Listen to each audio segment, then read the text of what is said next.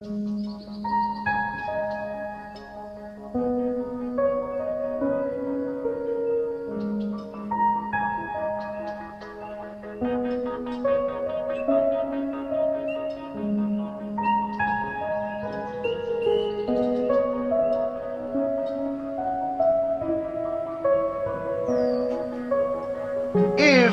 you stay and you're sin by yourself, you'll stay sinning and you'll never improve.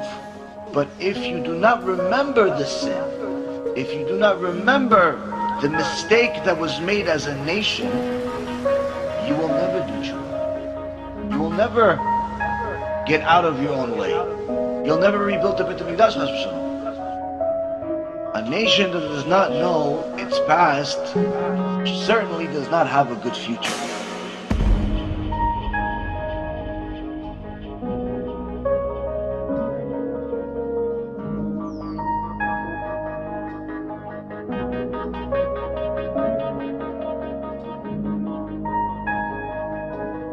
A nation that does not connect to its past certainly does not have a future.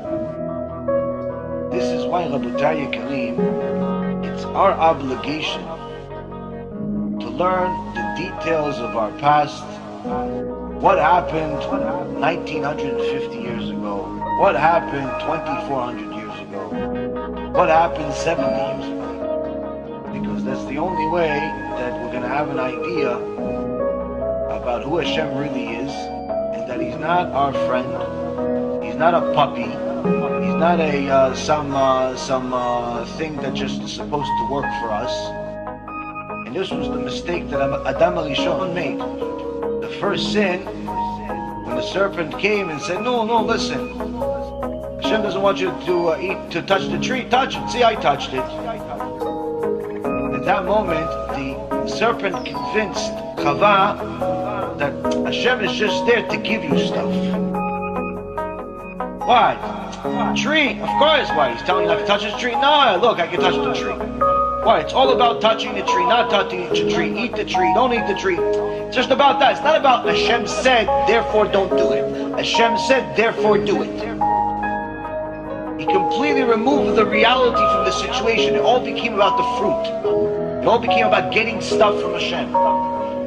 Unfortunately, Rabotai Yekarim, this is what's happening today.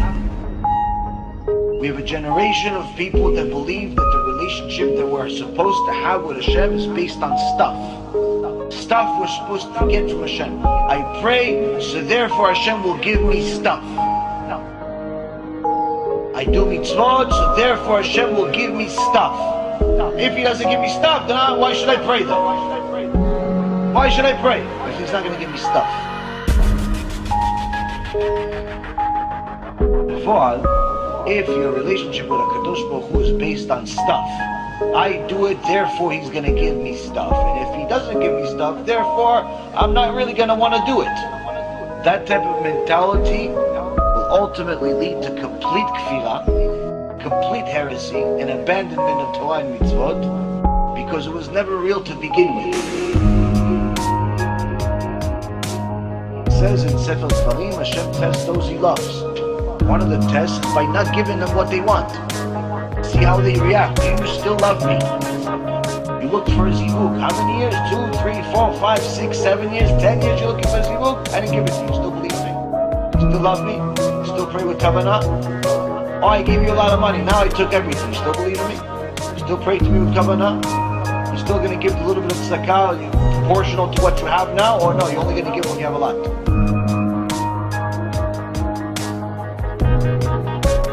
A nation that does not connect to its past certainly does not have a future. This is why Rabotai Yekarim, it's our obligation to learn the details of our past. What happened 1950 years ago? What happened 2400 years ago? What happened 70 years ago?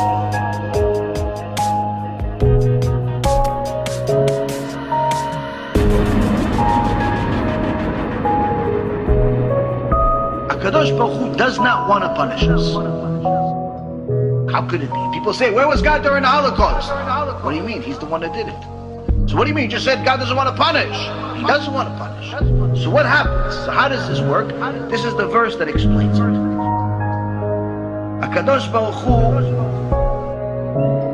does not want to punish us. But what happens is that he withdraws his hand. That's blocking the enemy from eating us alive. When we distance ourselves from him. It's not that he punishes us. It's that he is protecting us. When we distance ourselves from him, he simply uncovers what's being covered right now. And that's what this verse says. In fierce anger, all the dignity of Israel, he withdrew his right hand in the presence of the enemy. He burned through Yaakov like a flaming fire, consuming all sides. As soon as he just withdrew his hand that's covering, that's protecting us, the fire of Esav started burning Yaakov. The minute that we forsake HaKadosh Baruch Hu, Hashem says, okay, so each time you do something, I'll uncover more, I'll uncover more, I'll uncover more. He doesn't do it all at once. He gives us warning signs, warning signs, warning signs, but if we don't get the warning signs, it gets worse.